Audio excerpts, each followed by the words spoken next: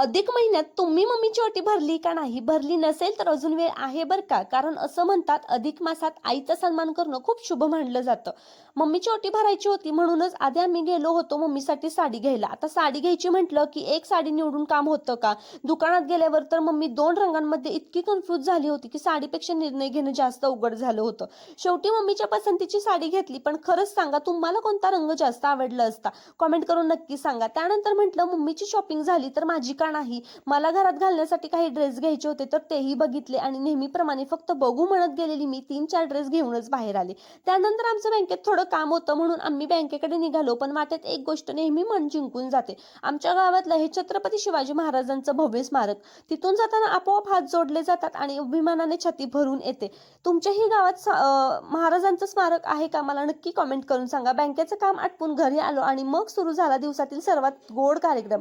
आंब्याचा सीझन संपत आला आहे. रस तर खूप वेळा खाल्ला होता, पण असा पूर्ण आंबा बसून खाण्याचा योग काही मला आला नव्हता. मग काय डायरेक्ट आंब्यावरती ताव मारला आणि खरं सांगायचं तर दिवसाचा सगळा थकवा एका आंब्यानेच पळवून घालवला. तर असा होता माझा दिवस. आवडला तर सबस्क्राईब. बाय.